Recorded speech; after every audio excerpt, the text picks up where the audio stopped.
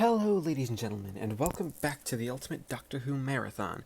This is the show where I take a look at every classic Doctor Who story, plus a bunch of big finished audio dramas, one episode a day, 7 days a week.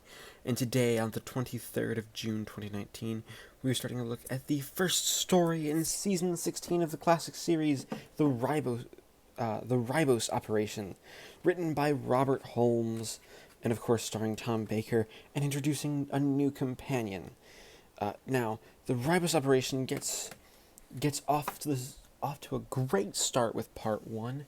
Mainly, we start in the TARDIS, right with the Doctor, basically being dragged off course after getting K9 Mark II back up and running, essentially after the end of The Perfect Prisoners.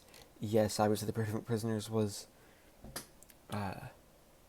but basically, Perfect Prisoners wasn't made until, much later. But the entire story introduces the idea of the White and Black Guardian. The Doctor is called on by the White Guardian to collect the key to time, which is a perfect cube, and it's needed to stop the universe only briefly, to sort of reset things. The Guardians are sort of big, eternal, godlike beings in the world of Doctor Who. Now, what's interesting about the White Guardian doing this is that while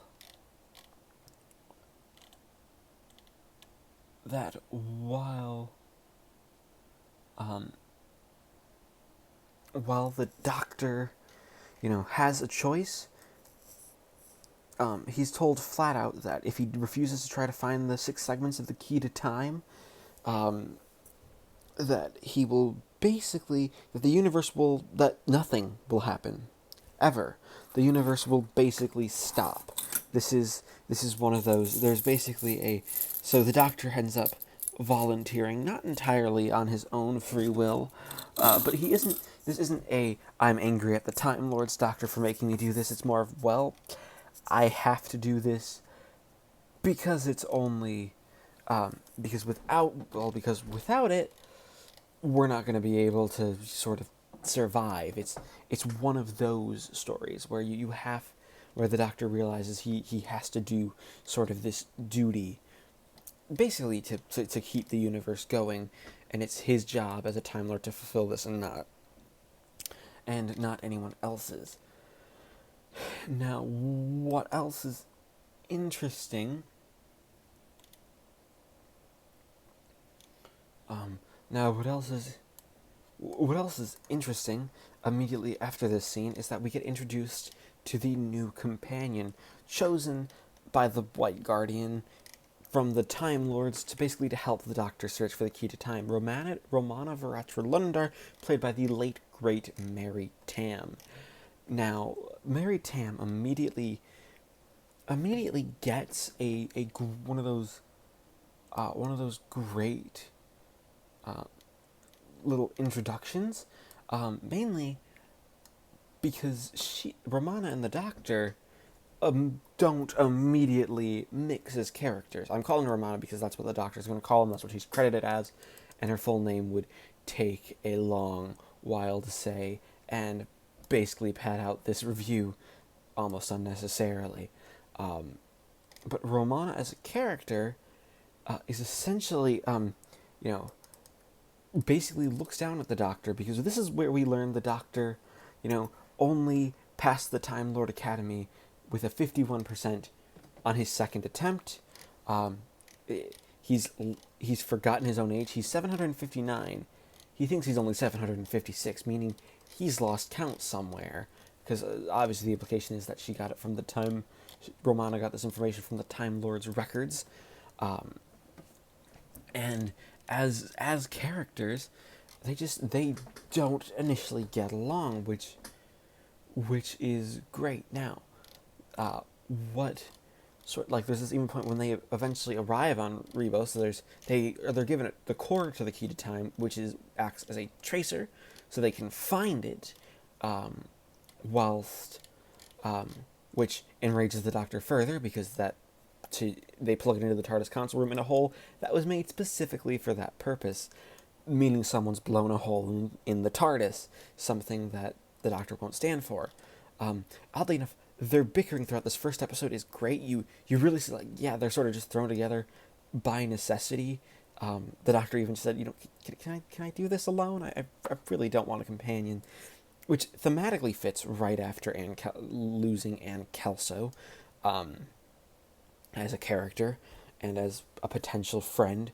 But also what works is then we actually, about halfway through is when we actually get to Ribos, where it's a primitive society, and there's this duo of Garen and Unstoff, and they're basically con artists. They are two very fun con artists. Garen is played by Ian Cuthbertson, and Unstoff is played by Nigel Plaskett. They're trying to con this guy called the Graf Vindicay, who is a galactic leader, tricked out of his throne, lost from his birthright, completely mad. He's going to potentially buy the planet of Ribos, not legally, like it's not actually a legal deal. Garen is obviously selling it because within the royal jewels, they put this lump of Jethric, which is this really important metal. They sneak it in. It also turns out that in the same case is the first segment of the Key to Time, the Doctor and Romana skull. So this first episode is basically the rest of this is basically getting things into place, basically so that you can have the Jethric be found. We can get our big start. We can get our big start in the story. We getting things going, having the story go. Now this is one of Robert Holmes's. Oddly enough, it's a great start. You can tell it's Robert Holmes. The dialogue is snappy. There's like you have Unstoff pretending to be a guard. The big cliffhanger is perhaps the weakest aspect. It feels almost like Robert Holmes sort of was like, "Ooh, well, I just ran out of time." So there's this guard creature called the Shrivenzale, which is a bit of a ropey special effect, all things considered. But the Doctor and Romana are basically, Romana goes in to see it, and she gets trapped as the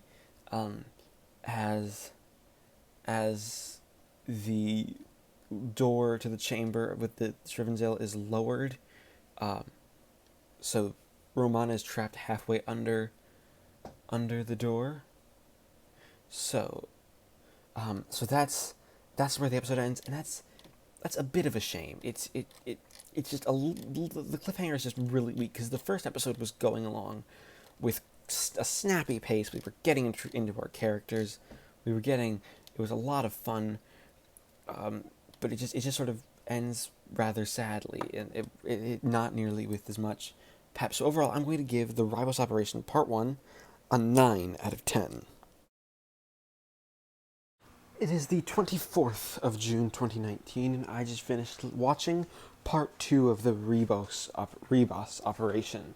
Now, Part 2 continues in the same vein of Part 1.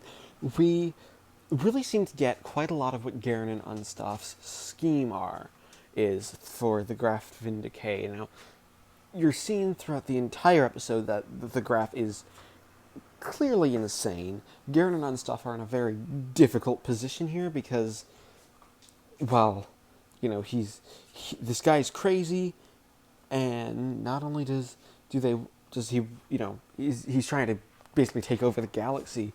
He's trying to get rich off the Jethric that got put in the cage with the crown jewels. That Garen and Unstoff sort of they kind of lie about it and say, oh, it's they have the story that it's Screenstone, and there's an old mine full of it that we've lost the location to 3 ice times ago. The planet Ribos having a seasonal sort of ice and sun time that can last quite a few years. It's Garen doesn't believe that the Graf buys the story because it's one of the oldest. It's one of the oldest tricks in the book. You're an idiot and stuff for thinking that would that trick might be the one to work. It's a but it's a genuinely fun um it's it's a genuinely fun episode. You have the entire story building up around just these characters, and the real character interactions are the basis of the plot. You have, obviously Garen's a fun character, Unstoff's a fun character. The Doctor and Romana, they're getting involved. Basically, well, the Doctor basically realizes, yeah, Garen is being a total liar and completely bluffing, and the Doctor and Romana are the ones who basically get through to them. Like, you really sort of show, you get a lot of character depth on Romana here, as she sort of shows how innocent she is. She's like in her mid 100s, is the age given for the character. Young, which is relatively young by Time Lord standards. She hasn't even regenerated once yet. While, the Doctor recognizes the ploy, and what you have is you have a lot of setup here. You have Garen and Unstoff getting 1,000,000 gold OPEX, which I'm guessing it's a maybe a minor quibble is that there isn't as much explanation of, okay, here's the currency, here's a lot of how the currency interacts, and here is basically the world building of the currency itself is a bit weak, but still 1,000,000 of anything is generally going to be a lot. Now the idea is that the Graf has more, and the people on Ribos seem to would value 1,000,000 more than anything. But the episode actually, the end of the episode is the Doctor and Romana actually end up, well, one, they aren't able to figure out the Jethric, so they end up basically running into Garen, basically telling him that telling him that they figured out some of his plan, maybe not all of it, but some of it, as well as then immediately running into the Graf Vindicay, who's going to shoot them because he found a bug planted by Garen in their room. Again, with a story like this, you really get a good sense of sort of the world and how everything works together. It's a really fun story. It's an excellent cliffhanger. One of my big complaints is actually the cliffhanger resolution from the last part was just the guards pulled up the door so the Doctor and Romana get out. It's not really satisfying. That probably would have happened anyway. It's almost the obvious way of, here's how we get out of it. All right, that's fun. Now we're moving right on. It sort of lends credence to the theory that the first episode's cliffhanger was just sort of a stopping point because Robert Holmes was like, I don't really have one. Because this cliffhanger actually seems at least a little more fleshed out. It seems that, that it was meant to be,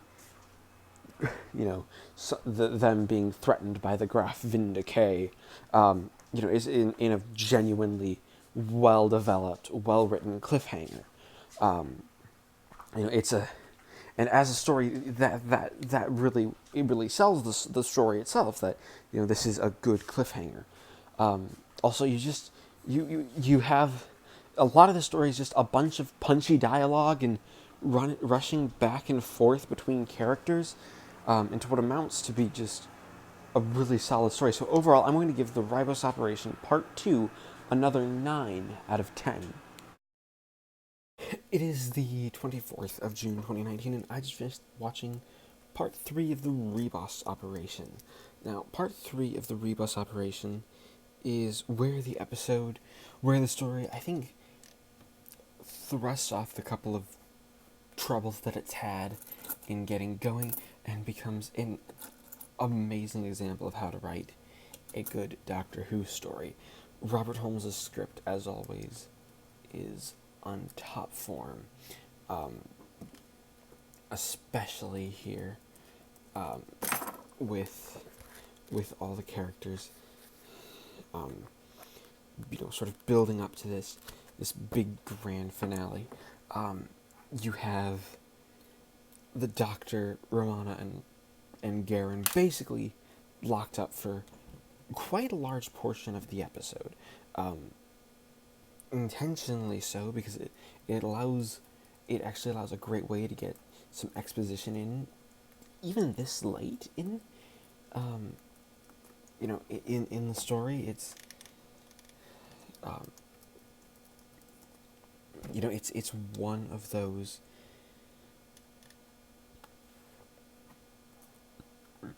it's one of those stories where you have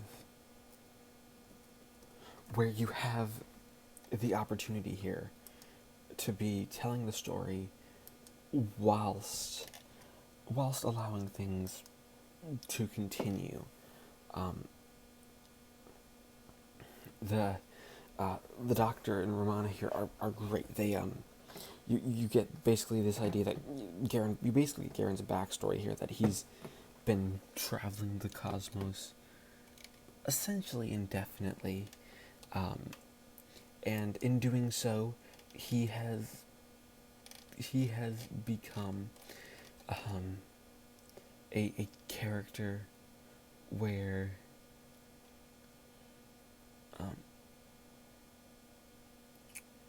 the story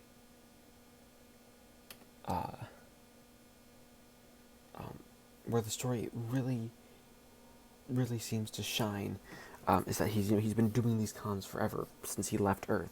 Unstoff's new at this, and a lot of the story is basically getting them to coax where Unstoff is going, where he's hiding from the guards, because you have the Graf Vindicate, who is one of those completely insane character, basically built around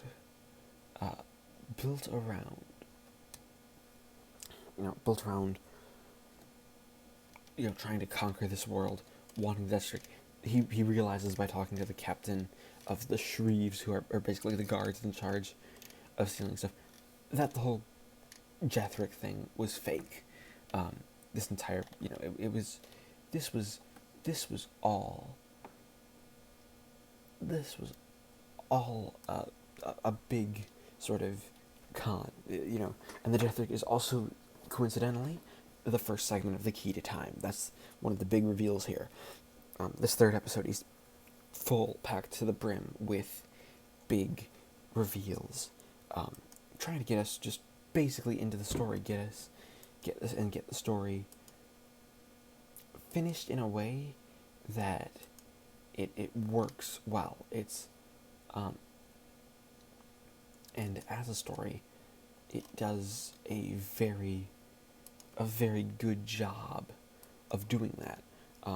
But you have a lot of this being, then basically we move to a claustrophobic setting, so Holmes can sort of write this base under siege in the catacombs. Unstock gets paired off with Binro the heretic, who dared question the Ribos' religion and had this horrible idea that the planet revolves around the sun and that the stars in the sky weren't ice crystals and ice gods, but just suns like theirs. Unstoff and Binro have this amazing scene where Unstoff basically tells him, "No, you were right. It'll be eventually. They'll be saying Binro the heretic was right."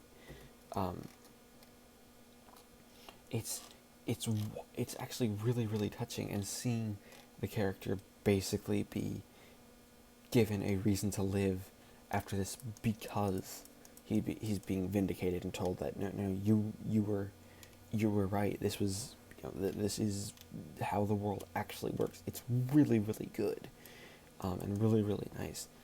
And the cliffhanger, while sudden, is one that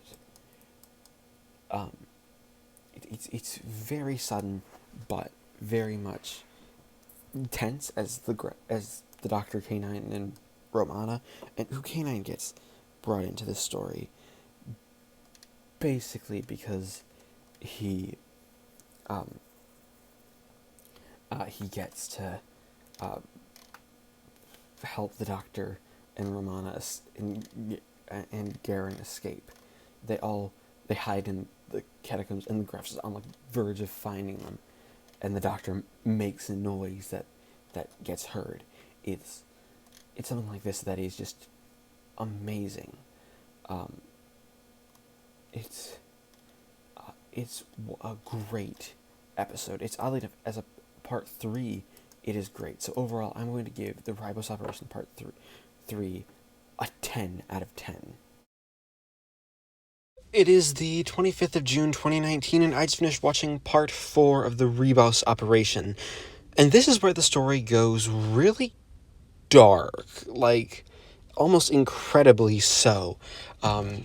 You've had this character called the Seeker in the 3rd episode, who is basically this priestess-type archetype character who sort of comes in to try to find the gold and technically the Jethric, though you have the whole thing where the Graf had realized that, like, no, the Jethric is Garen and he's screwing with me.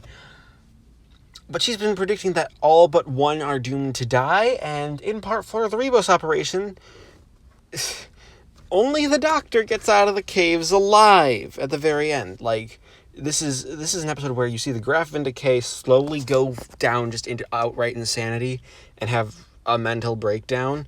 I mean, yes, he was already insane from the get-go. But this is the episode where you see him take on just complete madness. Like, there is a complete sense of just mental break. He is no longer he ends up in tears before his, like, final death, and the Doctor unabashedly lets him get himself blown up so he can get the Jethric and get out. Like, it's for a Part 4, for the story itself, it's been pretty comedic overall for the first 3 episodes, but now in Part 4 you have this big tonal shift, almost like tonal whiplash, where you have, where just everything goes wrong. This is also an episode where you see more of the Shrivenzales, which are, again, perhaps the weakest aspect of the story, to be honest. They don't add much, and they're just there almost because we need a monster. Overall, and they honestly, they look they look most definitely on the cheap side. Like, this is really a sort of a last minute, here's a monster we have because we needed something to fill out our numbers finally before we finished the story and nothing else. It's honestly quite sad. There could have been quite a bit more taken care of here with getting the monster. Like, the characters try to make it sound threatening, but it's not as threatening. It's pretty poorly operated. But throughout the episode, there's just a lot of tension here, as it's basically a race to try to find the Jethric. Now, in finding the Jethric, and the big ending is you see the Doctor and Romana leave Garen and Unstuff and we leave on an almost positive note, and almost, again, back to the comedic moments where the Doctor takes the Jethric, Garen has to hold it one last time, he thinks he doesn't give it back, the Doctor then picks it out of his pocket, replacing it with a normal stone, and it's just out on a hilarious joke. Moments like these are just, of brevity, are great, but overall, it's this is an episode that is incredibly dark. It is focusing on, characters who have basically, are very, very in very dark places. I honestly, I can't recommend it enough. This is a really, really good episode. It's perhaps not the best episode of the serial. I think that still remains the third, oddly enough. Because again, you just have some bad effects, and it kind of loses a little steam. It doesn't. It's like, all right, it almost feels like it almost runs a little bit out of time. But overall, I think it's one of Robert Holmes's. He did a stellar job at really getting it to move together and getting the story to feel complete, and feel like we are doing a complete 100% story. So overall, I'm going to give the Ribos Operation Part 4 a 9 out of 10. That being said, we add up the 4 episode scores and average them out to give the Ribos Operation a final score of 9.25 out of 10. Thank you, everybody, for watching this installment of the Ultimate Doctor Who Marathon. As always, please leave a like, comment, and subscribe if you haven't already. We are now 1 down and 5 more segments of the Key to Time to go. And I always like to hear from my audience and hear your opinions on the story. If you agree with me, disagree, as the Key to Time has started out. As always, like again, subscribe if you haven't already, and join me next time when we go after the second segment of The Key to Time and introduce to the writing staff a man famous in science fiction circles for his trilogy of 5 books, and a famous radio drama, and The Hitchhiker's Guide to the Galaxy, Mr. Douglas Adams in Doctor Who, The Pirate Planet.